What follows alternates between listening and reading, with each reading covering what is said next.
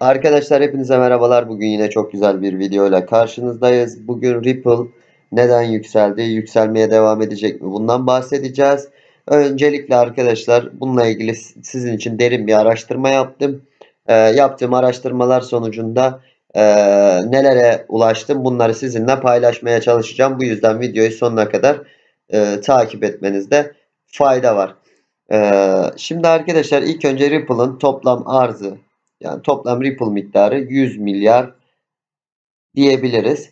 Bunun toplam şu an piyasada dolaşan 45 milyar tane Ripple olduğunu görebiliriz. Bugüne kadar Ripple arkadaşlar en yüksek 2018 yılında 3.84 USD'yi görürken bugünkü fiyatının yaklaşık 0.61 dolar olduğunu görebiliriz. Bugün 0.70 dolarlara kadar çıkan bir Ripple'ı da gördük arkadaşlar. Yine son bir yıllık Ripple fiyatlarına baktığımızda da yine en düşük fiyatın 0.11 dolar gibi olduğunu görebiliriz. Buradan şunu çıkartıyoruz arkadaşlar. İşte 2018'den 2020'ye 3.84'lerden 0.11 dolarlara gerileyen bir Ripple yatırımcılarına gerçekten büyük bir hayal kırıklığına uğratmıştı. Ama son zamanlarda Ripple'ın bildiğiniz üzere birkaç haberle birlikte artışı söz konusu. Şimdi bu haberler ne? Bunlardan bahsedeceğiz. Ripple'ın başındaki dert ne? Bugüne kadar yükselmemesinin sebebi ne olabilir? Bundan sonra yükseliş trendine girer mi? Bunlardan da kısaca bahsetmiş olacağız. İlk önce arkadaşlar şunu söyleyeyim. 12 Aralık'ta 45 milyar Spark token'i Ripple sahiplerine ekran görüntüsü alınacak. 12 Aralık'ta ekran görüntüsü alınacak. Ve şu an zaten piyasada işte ortalama 45 milyar tane olduğunu düşünürsek her bir Ripple sahibine bir Spark coin verilecek. Şimdi bu haberden sonra Ripple'ın ciddi bir şekilde yükseldiğini gördük. Şimdi onun dışında bir haber daha var yakın zamanda. İşte Amerika Birleşik Devletleri'nin en büyük ikinci bankası Bank of America ile bir anlaşma imzaladı. Ama arkadaşlar ben çok buna bağlamıyorum. Çünkü Ripple senelerdir bankalarla güzel anlaşmalar yapıyor. Ama Ripple'ın fiyatı bir türlü artmıyordu. Türkiye'de de bildiğiniz üzere Akbank yine Ripple'la anlaşma yapan bankalardan bir tanesi. Şimdi arkadaşlar Ripple'ın başındaki bela ne?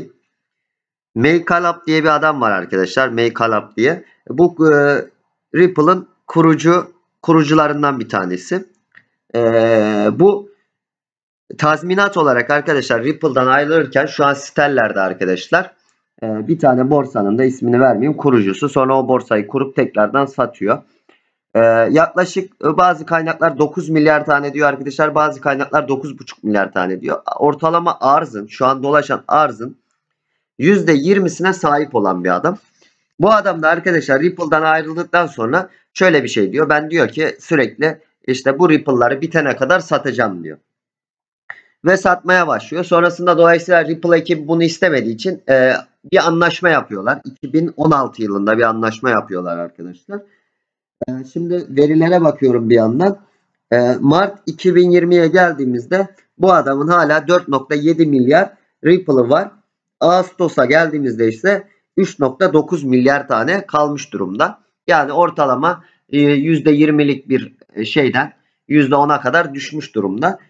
Ama bazı Ripple yorumcuları ya da şöyle bir yorum yapıyor aslında. Ripple'ın yükselmeme sebebi işte 1 doların üstüne gitmeme ya da eskisi gibi 3, 5, 10, 3 dolar yani 3,84 dolar tarihin en yüksek zirvesini geçmemesinin sebebini bu adama bağlıyor. Ve Ripple ekibinin bilerek Ripple'ı baskıladığını düşünüyor. Çünkü yaklaşım şu arkadaşlar, hani bu adam yükseğe satmasın, piyasayı etkilemesin, biz sonradan Ripple'a yapacaklarımızı yapalım ki bu adamı ortadan kaldırdığımızda çok daha etkili bir yöntem olsun. Çünkü bu adam arkadaşlar düşünsenize işte 1 dolar oldu. Şimdi sürekli bu Ripple'ları anlaşma ölçüsünde şu an günde elindekilerin %1,5'unu satabiliyor arkadaşlar anlaşmaya göre. O da yaklaşık işte 5 milyonun üzerinde Ripple'ı bir günde satabiliyor anlamına geliyor. İşte bu tabii ki bir rivayet arkadaşlar. Bununla ilgili haberler var. Ripple ekibi bu adamın elindeki Ripple'ları yüksek fiyattan satmasını istemediği için ne yapıyormuş? İşte çok yükseğe çıkartmamak istiyormuş. Bu bir ihtimal sadece. Şimdi dediğim gibi ben Bank of America ile anlaşmasının çok Ripple üzerinde etkisi olduğunu düşünmüyorum. Bu 45 milyar Spark bir airdrop var. Bu airdrop'un Ripple fiyatının artmasında etkili olduğunu düşünüyorum.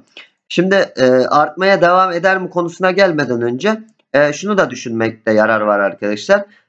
Bitcoin bildiğiniz üzere işte şu an 19 bin dolarlara geldi. 18 bin ile 19 bin dolar arasında sabitlendiğinde bugün hemen hemen bütün altcoin'lerde bir artış söz konusu. Dolayısıyla Ripple'ın daha fazla artmasının sebebi işte son bir haftada %110 koyan bir Ripple'dan bahsediyoruz. Koymasının sebebi arkadaşlar bence biraz FOMO, biraz beklemişlik, tabii bir de Spark haberinin olması arkadaşlar. Şimdi bütün altcoin'ler yükseliyor. Şöyle düşünün. İşte BNB ile ilgili çok büyük bir gelişme yok ama neyle ilgili? Ripple ile ilgili çok büyük bir gelişme var. Dolayısıyla bu Ripple'ı çok daha hızlı bir şekilde arttırdığını düşünüyorum. İşte bu artışlar devam eder mi noktası. Ben 12 Aralık'a kadar açıkçası arkadaşlar bu FOMO'nun, işte FOMO dediğim şey arkadaşlar kaçırma duygusu. Bununla birlikte Ripple'ın en azından 12 Aralık'a kadar ya da işte aralığın 12'sine kadar demeyeyim arkadaşlar, aralığın başına kadar bir miktar daha artacağını düşünüyorum açıkçası. Bu tamamen yatırım tavsiyesi değil. Bu arada sen Ripple aldın mı diye sorarsanız zaten alsaydım gösterirdim. Almadım arkadaşlar. Çünkü bu adamın işte elinde arzın %10'unu bulundurması açıkçası hani aralarında bir anlaşma dahi olsa beni rahatsız eden bir durum. Ama Ripple'ın uzun vadede düşündüğümüzde, şimdi artış devam eder mi noktasında düşündüğümüzde zaten işte aralığın başına kadar artışın devam edebileceğini düşündüğümü söyledim. Uzun vadede düşündüğümüzde evet, Ripple'ın uzun vadede iyi yerlere geleceğinden şüphem yok. Çünkü altyapı olarak zaten bildiğiniz üzere bankacılık ve finans sektöründe oldukça iyi bu adamlar. Zaten Ripple'ın bu seviyelerde olması, işte 0.11'lere düşmesi de zaten ilginç bir olay. O yüzden bugünlerde en azından Ripple yatırımcılarının yüzü gülüyor. Umarım da gülmeye devam eder arkadaşlar. Umarım videoyu beğenmişsinizdir arkadaşlar. Elimden geldiğince dediğim gibi araştırdıklarımı size aktardım. Şimdi size bahsetmediğim bir şey var mı diye bakıyorum. Yok arkadaşlar. Bütün her şeyden bahsetmiştim. Sizleri seviyorum. Kanala abone olmayı, bu videoya yorum ve beğeni atmayı unutmayın arkadaşlar. İlerleyen videolarda görüşmek üzere diyorum.